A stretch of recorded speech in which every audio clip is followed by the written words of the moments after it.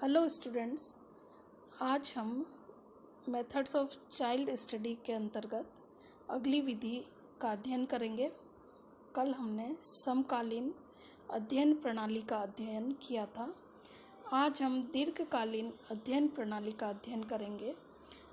इसे longitudinal approach या longitudinal method भी कहा जाता है।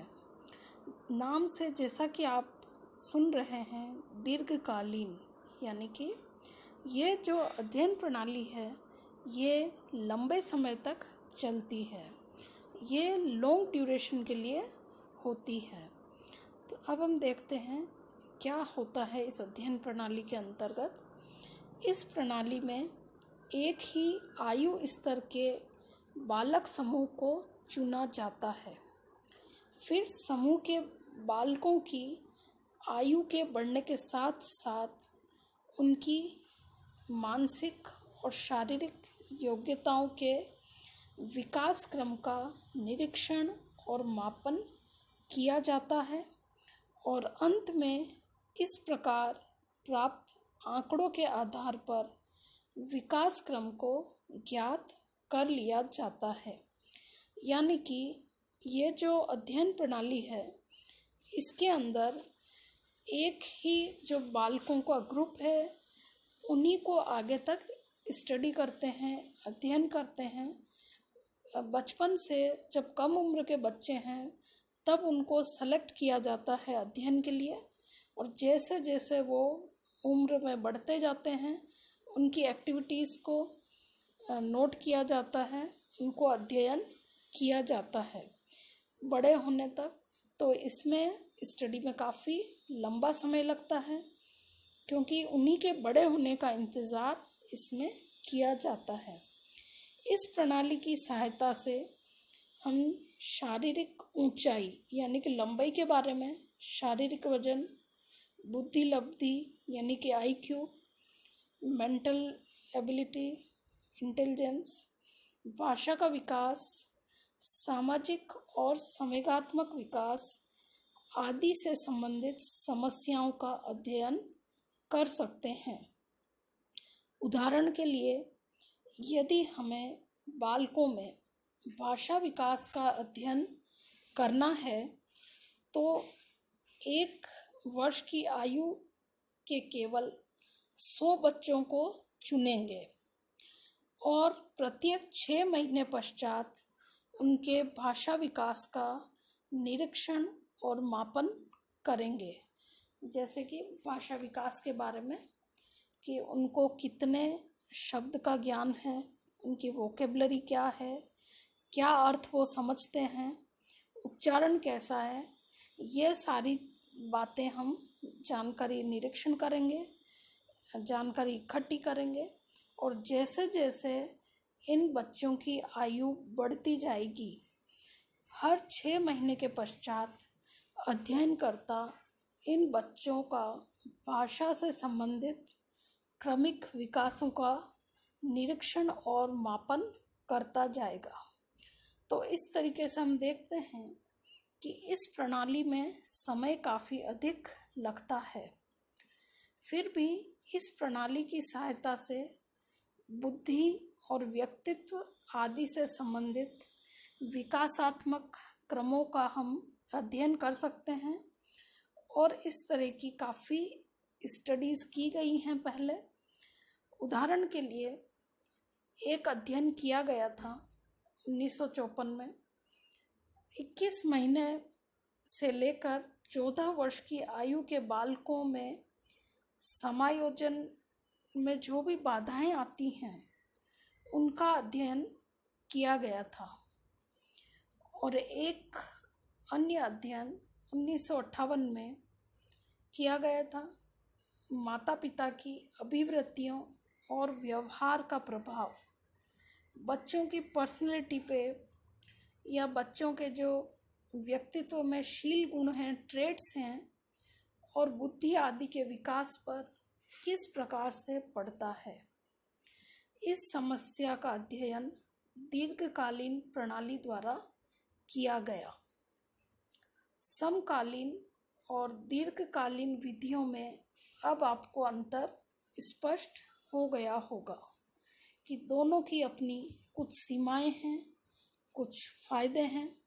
तो कुछ तरह के अध्ययन में हमें दीर्घकालीन अध्ययन प्रणाली ज़्यादा लाभदायक और अच्छी सिद्ध होती है, और कुछ में हमें समकालीन अध्ययन प्रणाली का उपयोग हमें करना होता है। समय का ध्यान रख के भी हम इन प्रणालियों में से चयन कर सकते हैं। अब हम देखते हैं कि दीर्घकालीन अध्ययन प्रणाली के उपयोग क्या हैं। फर्स्ट है, इस विधि में बच्चों में एक ही समूह का अध्ययन लंबे समय तक चलता रहता है। अतः इस प्रणाली में प्रतिदर्श त्रुटियों का यानी कि सैम्पलिंग एरर्स का कोई चांस नहीं रहता है, और न ही प्रतिदर्श की यानी कि सैंपल की कोई समस्या रहती है। नंबर 2, इस प्रणाली की सहायता से व्यक्तिगत स्तर पर भी प्रत्येक बालक का अध्ययन होता रहता है, साथ ही साथ समूह स्तर पर भी अध्ययन होता रहता है। यानी कि हमें इस तरह की स्टडी में इंडिविजुअल स्टडी और ग्रुप स्टडी दोनों के बारे में डिटेल जानकारी प्राप्त होती है। नंबर 3, इस विधि में विकास प्रक्रियाओं का अनुमानात्मक ज्ञान प्राप्त न होकर हमें शुद्ध ज्ञान प्राप्त होता है। नेक्स्ट, चौथा, विकास प्रक्रियाओं के संबंधों का अध्ययन करना अपेक्षाकृत इस विधि के द्वारा सरल होता है। पांचवा, सामाजिक, सांस्कृतिक या वातावरण संबंधी कोई भी परिवर्तन या कारक हैं, अगर उनका प्रभाव बालक के व्यवहार विकास पर पड़ता है, इसका अध्ययन इस प्रणाली के द्वारा बहुत अच्छे तरीके से हम कर सकते हैं।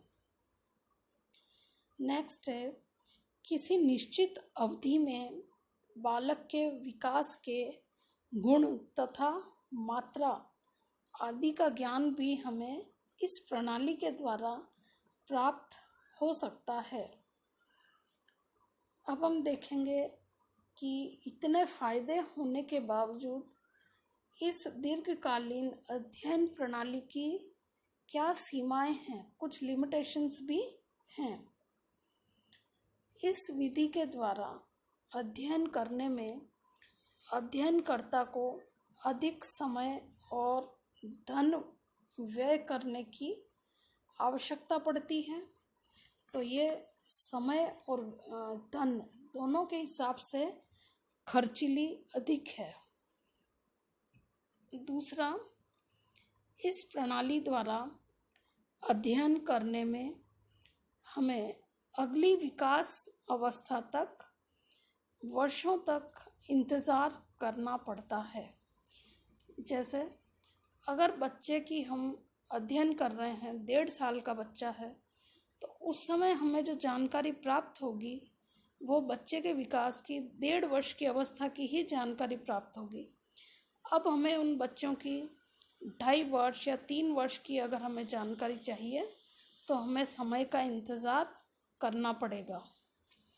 नेक्स्ट है, यदि अध्ययन समूह जो भी है उसमें किसी बालक के अभिभावक का एक स्थान से दूसरे स्थान पर किसी कारणवश बस जाते हैं, चाहे नौकरी में ट्रांसफ़र हो, चाहे और कोई वजह हो, तो अध्ययनकर्ता को अध्ययन करने में काफ़ी कठिनाई आती है, क्योंकि वो शहर बदल जाता है, काफ़ी दूर हो जाता है।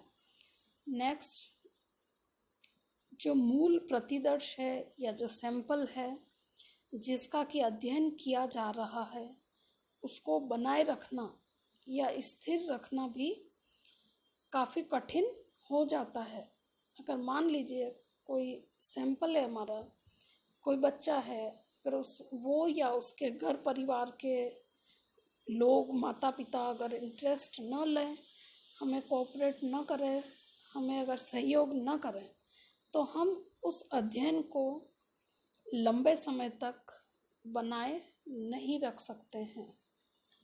और दूसरा, क्योंकि ये स्टडी काफ़ी लंबे समय तक चलती है, अगर अध्ययनकर्ता या प्रयोगकर्ता भी बदल जाए, जैसे कि कुछ समय तक एक प्रयोग करता रहे, फिर दूसरा और तीसरा, तो स्टडी में, रिजल्ट में या आंकड़ों में थोड़ा सा फर्क आ सकता है।